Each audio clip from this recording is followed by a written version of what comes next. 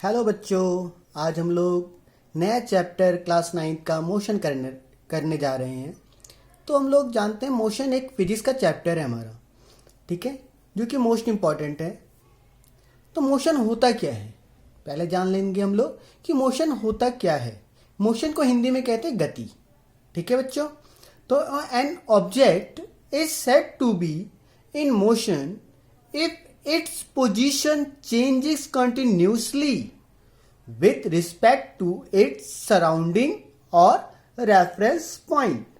यानी कि कोई भी वस्तु को हम लोग मोशन में तभी कहेंगे जब उसकी कंटिन्यूअस क्या हो रही हो, पोजीशन चेंज हो रही हो। पोजीशन चेंज किससे? एक रेफरेंस पॉइंट से, या जो सराउंडिंग है उससे जो उसकी पोजीशन चेंज हो रही हो किसी ऑब्जेक्ट की, तो उस ऑब्जेक्ट को हम लोग क्या बोलेंगे? मोशन बोलेंगे। Example, if the position of cyclist changes continuously with respect to a stationary house. यानी एक बच्चा साइकिल चला रहा है, अपने घर से निकल के घर साइकिल चला रहा है। घर उसका स्टेशनरी एक जगह स्थिर है, लेकिन बच्चा साइकिल पे घूम रहा है।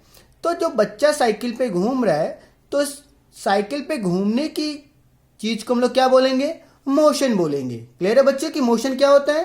कि एक ऑब्जेक्ट जो कंटिन्यूसली अपनी पोजीशन को चेंज कर रहा हो, यानी अपने पोजीशन को क्या कर रहा हो? चेंज कर रहा हो, एक जगह से दूसरी जगह वो जा रहा हो, ठीक है, एक रेफरेंस पॉइंट से। तो ऐसे चीजों को हम लोग क्या बोलेंगे? मोशन बोलेंगे। Clear?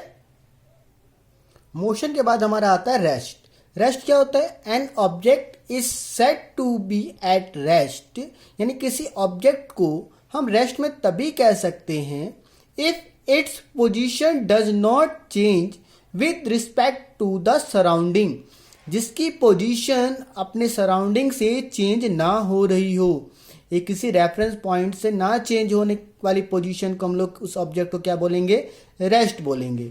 Example, a man in a car at a rest. यानी एक आदमी कार के अंदर बैठा हुआ है अपने बगल वाले व्यक्ति के इन अ सेम कार। यानी एक आदमी कार में अपने बगल वाले आदमी के में बैठा हुआ है, तो इस प्रकार के बैठने को हम लोग क्या बोलेंगे? रेस्ट बोलेंगे। क्लियर है बच्चों? हमारे यूनिवर्स में एब्सोल्यूट रेस्ट और एब्सोल्यूट मोशन कोई चीज होती ही नहीं है। जैसे एग्जाम्पल के तौर पर ले लेते हैं कि अर्थ के ऊपर एक हाउस है जो कि हमेशा रेस्ट में ही है। बट अर्थ क्या है, हमारे हमेशा क्या कर रही है? रोटेट कर रही है। लेकिन हमें कभी भी ऐसा प्रतीत नहीं होगा कि अर्थ जो है हमारी क्या कर रही है? रोटेट कर रही है। इसका मतलब क्या है कि अर्थ घर के अनुसार अर्थ रोटेट कर रही है, वो हमें पता नहीं लग रहा क्योंकि वो रेस्ट में है। हमें लगता है कि जैसे रेस्ट में ही अर्थ एक स्टेशनरी है, ठीक है, और घर जो है घूमता नहीं है अर्थ के साथ साथ। तो इस अनुसार हमारा क्या है कि यूनिवर्स के अंदर कोई भी ऐसी वस्तु नहीं है कि जो पूरी तरीके से या तो रुकी हुई हो या पूरे तरीके से क्या वो गतिशील हो। तो पूरी यूनिवर्स के अंदर, पूरे ब्रह्मांड में हमारे एब्सोल्यूट रेस्ट और एब्सोल्यूट मोशन जो है वो हमारे होता ही नहीं है। नेक्स्ट टॉपिक है हमारा स्केलर क्वांटिटी। स्केलर क्वांटिटी क्या होता है? Scalar quantity are those physical quantity which have only magnitude and no direction. यानी स्केलर क्वांटिटी वो फिजिकल क्वांटिटी है जिसके अंदर सिर्फ मैग्नीट्यूड होता है, कोई डायरेक्शन नहीं होता है। Example, mass. Mass is example of scalar quantity. Another example is volume.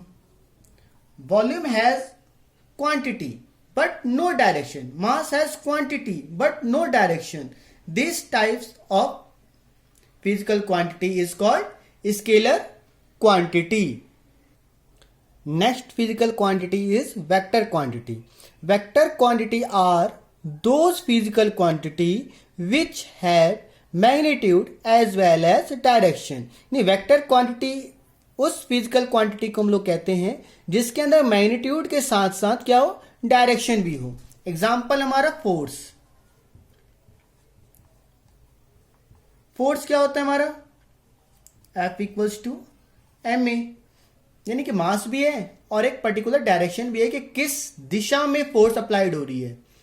तो फोर्स के अंदर हमें क्या पता लगता है, दिशा यानी डायरेक्शन का भी हमें पता लगता है कि किस डायरेक्शन में। अनदर एग्जांपल क्या हमारे पास, मोमेंटम। मोमेंटम का P इक्वल्स टू mv। तो ये हमारे एग्जांपल क्या है, वेक्टर क्वांटिटी के हमारे ये एग्जांपल हैं। नेक्स्ट टॉपिक है हमारा डिस्टेंस। डिस्टेंस क्या होता है, distance covered by a body is the total length of the path followed by the body during its motion between the initial and final position.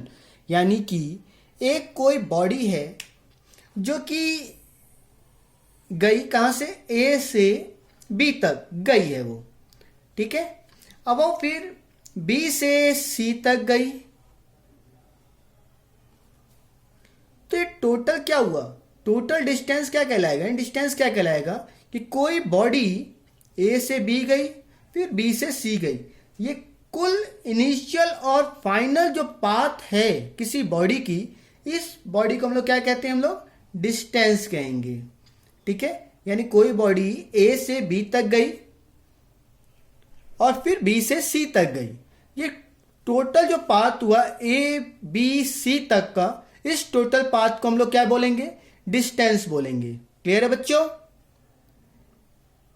Next topic है हमारा displacement. Displacement क्या होता है, displacement of a moving body is the shortest path. Displacement क्या होता है, एक moving body का शॉर्टेस्ट पाथ होता है, किसके, इनिशियल और फाइनल पॉइंट पोजीशन के बीच में। जैसे कोई मेरा बॉडी गया ए से बी तक, फिर वो बॉडी गया मेरा ए से सी तक, तो इस पाथ को हम लोगों ने क्या बोला था, डिस्टेंस बोला था। लेकिन अगर वही बॉडी मेरा डायरेक्ट ए से सी तक जाए, ये क्या एक शॉर्टेस्ट पाथ है ए टू सी जाने का। अगर वो बॉडी ए से बी फिर बी से सी जाता तो ये भी एक पाथ होता, लेकिन इस पाथ को हम लोग क्या बोलते हैं, डिस्टेंस बोलते हैं। लेकिन अगर डायरेक्ट वो ए से सी पे चला जाए तो इस पाथ को हम लोग क्या बोलते हैं, इस पाथ को हम लोग बोलते हैं डिस्प्लेसमेंट, ठीक है। तो डिस्प्लेसमेंट क्या हो जाएगा, डिस्प्लेसमेंट हमारा हो जाएगा ए से सी तक। डिस्टेंस क्या था हमारा, A B plus B C. Displacement क्या हमारा, ए से सी तक। अब एसआई यूनिट की बात करते हैं। SI unit of distance and displacement is metre. यानी कि डिस्टेंस और डिस्प्लेसमेंट की जो एसआई यूनिट है जिसमें हम इसको मेजर करेंगे, उससे हम लोग क्या बोलते हैं, मीटर बोलते हैं। क्लियर है बच्चों। और यही हम लोग सीजीएस में हो जाएगा। सीजीएस सिस्टम में क्या हो जाएगा हमारा, सेंटीमीटर। सीजीएस सिस्टम में क्या हो जाएगा हमारा, सेंटीमीटर। और एमजीएस सिस्टम में क्या हो जाएगा हमारा, मीटर। क्लियर है बच्चों। एग्जाम्पल के मेथड से हम लोग समझने की कोशिश करते हैं कि डिस्टेंस और डिस्प्लेसमेंट क्या होता है। क्वेश्चन है हमारा, a man move 3 metre towards east. यानी एक व्यक्ति जो है 3 मीटर ईस्ट डायरेक्शन में जाता है, फिर 4 मीटर कहाँ चला जाता है, वो नॉर्थ डायरेक्शन में, फिर वो कहाँ चला जाता है, 4 मीटर नॉर्थ डायरेक्शन में। अब हमें पता लगाना है कि डिस्टेंस क्या है और डिस्प्लेसमेंट क्या है। तो हम लोग पहले डायरेक्शन बना लेते हैं, नॉर्थ, ईस्ट, साउथ, वेस्ट, ये हमारे डायरेक्शन हो गए।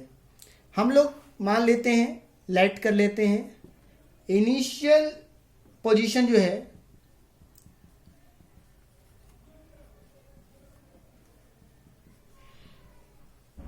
Initial position of man, initial position man का हमारा क्या है, ओ है, यानी ये रहा हमारा ओ, ठीक है। ओ पे है हमारा इनिशियल पोजीशन।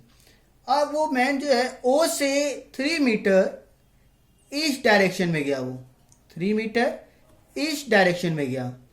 अब ईस्ट डायरेक्शन पे जाने के बाद वो कितने मीटर, 4 मीटर वो नॉर्थ डायरेक्शन में चला गया, 4 मीटर नॉर्थ डायरेक्शन में चला गया।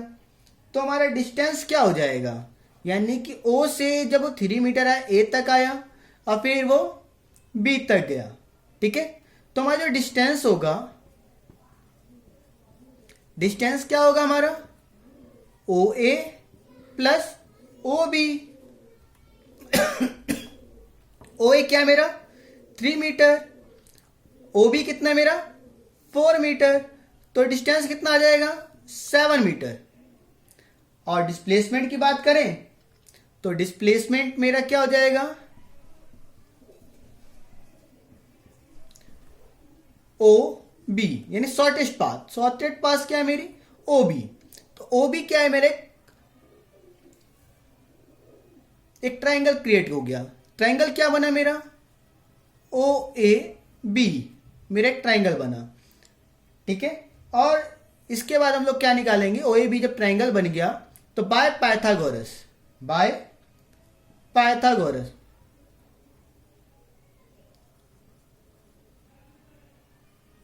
पाइथागोरस थ्योरम, पाइथागोरस थ्योरम में हमारा क्या हो जाएगा, ओ बी का स्क्वायर इक्वल्स टू ओ ए का स्क्वायर प्लस ए बी का स्क्वायर। तो ओ बी का स्क्वायर हमें पता नहीं है, तो ओ बी का स्क्वायर हम लोग ऐसे लिख लेते हैं। ओ बी हमें पता है, ओ बी कितना है 3 का स्क्वायर प्लस 4 का स्क्वायर, 3 का स्क्वायर 9, 4 का स्क्वायर 16, रिजल्ट आया 25। तो हमारे पास क्या हो गया, ओ बी क्या हो जाएगा मेरा √25, √25। अब √25 से ओ बी मेरा कितना आ जाएगा, तो 5 मीटर हमारा क्या आ जाएगा, डिस्प्लेसमेंट आ जाएगा। क्लियर बच्चों। Difference between distance and displacement, हम लोग 3 बेसिक डिफरेंसेस के बीच में डिफ्रेंशिएट कर रहे हैं डिस्टेंस और डिस्प्लेसमेंट को। डिस्टेंस क्या होता है, actual path of a body होता है। डिस्टेंस क्या होता है, एक्चुअल पाथ होती है किसी भी बॉडी की। डिस्प्लेसमेंट क्या होता है, shortest path of the body, यानी किसी बॉडी का शॉर्टेस्ट पाथ जो होता है वो हमारा क्या होता है, डिस्प्लेसमेंट होता है। डिस्टेंस क्या होता है, स्केलर क्वांटिटी है। डिस्प्लेसमेंट क्या है, वेक्टर क्वांटिटी है। डिस्टेंस कभी भी जीरो नहीं होता बच्चों, डिस्टेंस कभी भी जीरो नहीं होता। डिस्प्लेसमेंट जीरो हो सकता है। कैसे हो सकता है, समझते हैं एग्जाम्पल पे। यानी कोई बॉडी ए से बी तक गया, ठीक है, ए से बी तक गया, उसी पाथ पे गया, मान लो 4 मीटर गया। अब वो बी से ए पे रिटर्न हो गया, वही पाथ 4, यानी कि बॉडी क्या हुई, टोटल हम लोग निकालें तो क्या हो जाएगा, ए बी जाना प्लस बी ए आना। इसका मतलब 4 - 4 यानी जाना और आना, तो क्या हो जाएगा वो 0। तो इस प्रकार से डिस्प्लेसमेंट 0 हो सकता है, लेकिन हमारा कभी भी डिस्टेंस 0 नहीं होगा। क्लियर है बच्चों, टॉपिक समझ में आया। चैनल को सब्सक्राइब करें ताकि फर्दर इसके आगे के आपको और नोटिफिकेशन की बेल भी बजा दें, जिससे कि नेक्स्ट वीडियो आपका इस चैप्टर का आए तो आपको पता लग जाए कि नेक्स्ट वीडियो कब अपलोड हुआ है। ठीक है, तो चैनल को सब्सक्राइब करना ना भूलें और बेल की घंटी जो है उसे बजाना ना भूलें और शेयर करना भी ना भूलें। ठीक है।